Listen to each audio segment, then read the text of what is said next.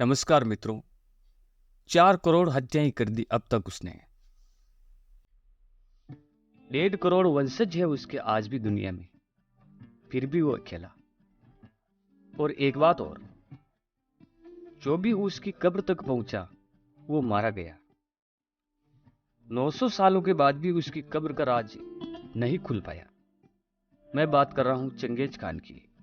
तो आइए दोस्तों, जानते हैं इतिहास के पन्नों से चंगेज खान के बारे में। इतना खूंखार क्यों था, उसका क्या धर्म था? क्योंकि वो खान नहीं था, वो एक कबीले का बेटा था। तो जानते हैं उसका पूरा इतिहास।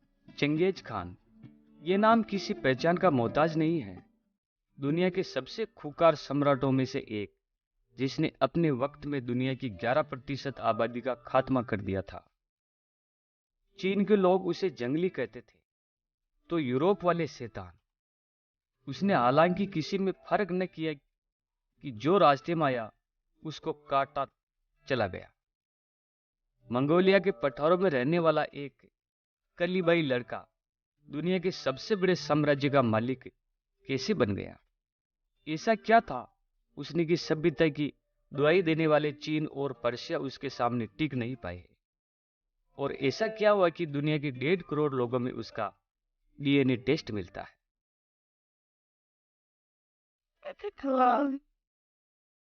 हालांकि इस कहानी की शुरुआत चंगेज खान से नहीं होती है। कहानी शुरू होती है तिमुचिन से। तिमुचिन मंगोलिया के एक कबीले में पैदा हुआ था। तब मंगोलिया में कोई एक साम्राज्य नहीं था। अलग अलग कबीले थे जो आपस में लड़ते मरते रहते थे। इसी लड़ाई के चक्कर में तिमुचिन की पिता की हत्या हो गई। तिमुचिन एक सौतेला भाई था। परिवार की कमान संभालने के लिए दोनों भाइयों में तनातनी हुई और तिमुचिन ने एक भाई को मार डाला। कहानी कहती है कि एक रोज शिकार के बाद तिमुचिन का भाई मछली लेकर भाग गया। तिमुचिन को गुस्सा आया और उसने भी भाई की पीठ पर तीर चला दिया। कहानियां और भी है और होना लाजमी भी है, क्योंकि यहाँ बात हो रही है 12वीं सदी की। कहा जाता है कि तिमुचिन जब पैदा हुआ उसके हाथ में मांस का एक लोथड़ा था। कलीबाई परंपरा में इसका मतलब था कि यह बच्चा एक दिन दुनिया पर राज करेगा। हालांकि दुनिया पर राज करने के लिए जरूरत होती है सेना की, इसलिए तिमुचिन के तमाम कबीलों को एक किया। उसने आपसी रिश्ते जोड़े और कई बार विरोध भी हुआ। सालों तक कबीलों के बीच आपसी लड़ाई हुई। फिर साल 2012 में तय हुआ कि कबीले आपस में सुलह करेंगे। मंगोलियाई सरदारों ने एक मिलिट्री काउंसिलिंग बुलाई। इस काउंसिलिंग में तिमुचिन को तमाम मंगोलों का सरदार घोषित कर दिया गया। मंगोलों के इतिहास की किताब के अनुसार ओनो नदी के किनारे सफेद झंडे के नीचे मंगोलों ने तिमुचिन को केलम से किताब से नवाजा।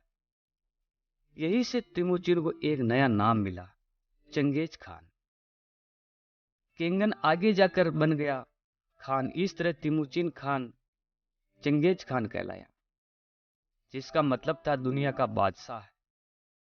इस नाम को असलियत बनाने के लिए चंगेज खान ने अपने सैन्य मुहिम की शुरुआत कर दी। पहला नंबर आया चीन का, वर्तमान में जिसे हम बीजिंग कहते हैं।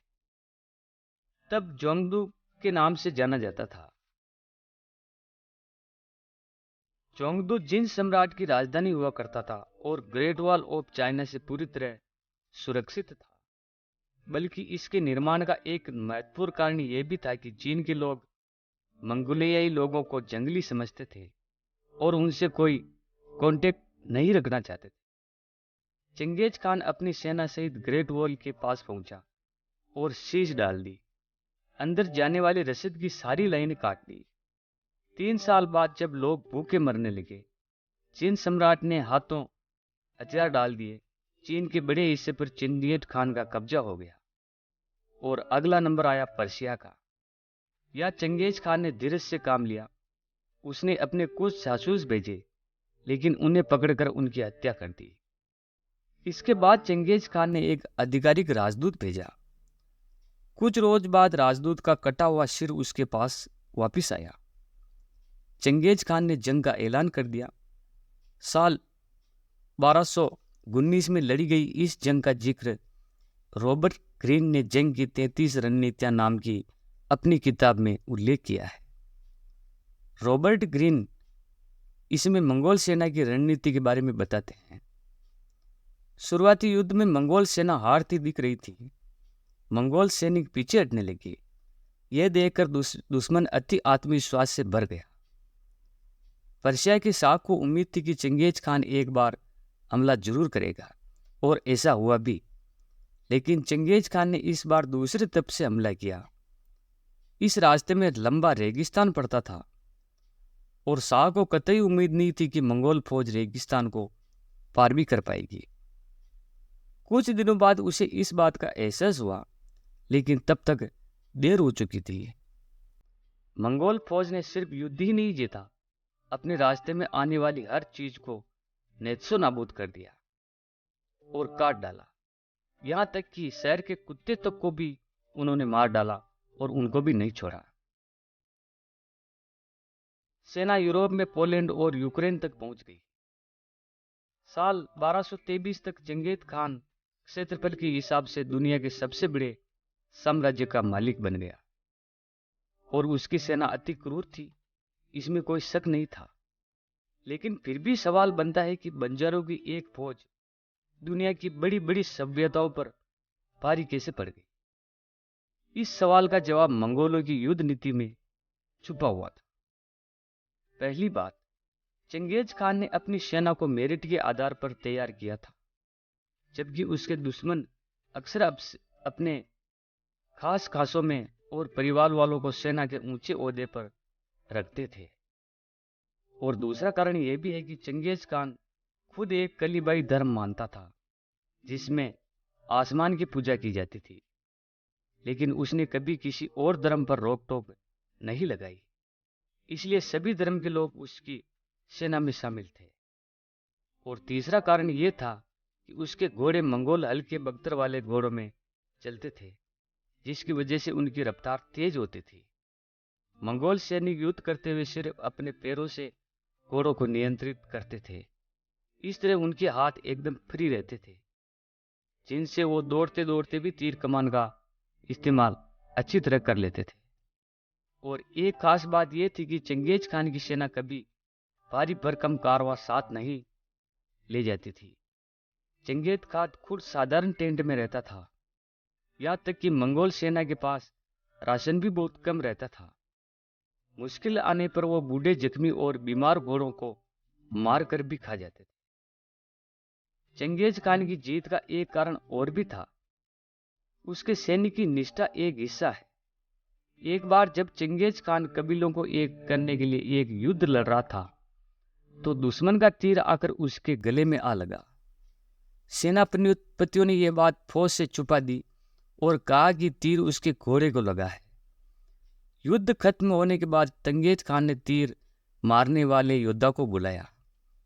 उसने चंगेज खान से कहा, मैं जानता हूं मेरा तीर आपके गले में लगा था और घोड़े को नहीं लगा था।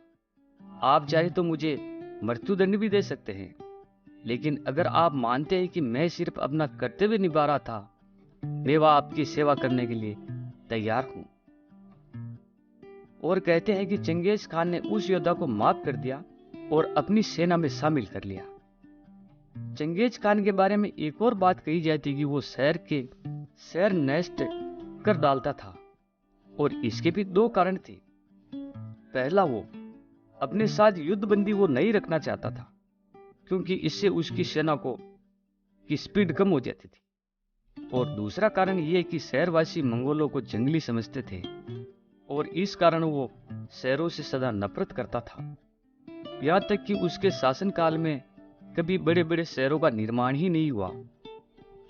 इसमें एक बात और जोड़ने लायक है कि दुश्मन सेना के जो लोग उसके आगे हथियार डाल देते, और यदि वो उन्हें लड़ने लायक समझता तो उन्हें अपनी सेना में शामिल भी कर लेता। ऐसे सैनिक विद्रोह न करे, इसके लिए वो उन्हें अलग गुटों में बांटकर अपने लॉयल सैनिकों से जोड़ देता था।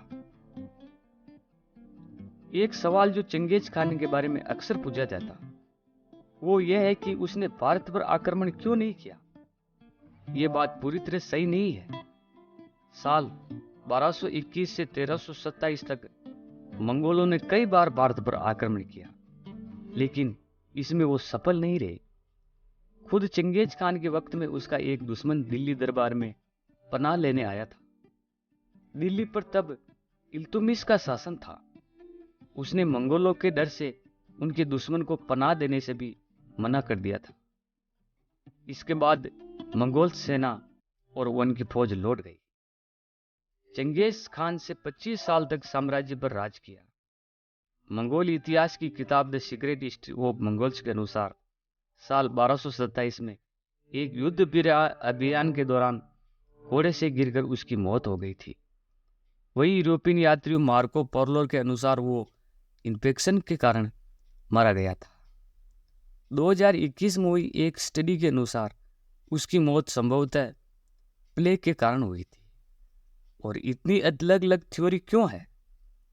दरअसल चंगेज खान की मौत को लेकर कुछ भी साफ नहीं है। इसका कारण यह है कि वो खुद नहीं चाहता था कि उसकी मौत के बाद लोग उसको याद करें। उसने अपनी कोई तस्वीर नहीं बनने दी और मरने से पहले उसने एक फरमान जारी किया कि उसकी कब्र का पता किसी को भी ना चले। मंगोल लोक कथाओं के अनुसार जितने लोगों ने उसकी अंतिम यात्रा में हिस्सा लिया था, उन सभी की उसने हत्या कर दी ताकि उसकी कब्र ढूंढी न जा सके। और मरने से पहले उसका आखिरी बयान था, मैं पूरी तरह दुनिया फतेह करना चाहता था, लेकिन इसके लिए मेरी उम्र ही कम पड़ गई। मरने के बाद उसके साम्राज्य का क्या हुआ? एक वैज्ञानिक अनुसंधानों से पता चलता है कि पूर्व में मंगोलियों की एक बड़ी जनसंख्या का डीएनए चंगेज खान से मिलता है। लगभग 8% पुरुषों की संख्या में वही क्रोमोसोम के अंदर एक ऐसा निशान मौजूद है जिससे पता चलता है कि वे चंगेज खानदान से संबंध रखते हैं। पूरी दुनिया में 1,60,00,000 लोग ऐसे हैं जिनके डीएनए में चंगेज खान का कुछ हिस्सा जरूर है। तो ये थी चंगेज खान के बारे में दोस्तों कहानी। अगर आपको अच्छी लगी है तो हमारी वीडियो को लाइक करें और नए हैं तो हमारे चैनल को सब्सक्राइब करें।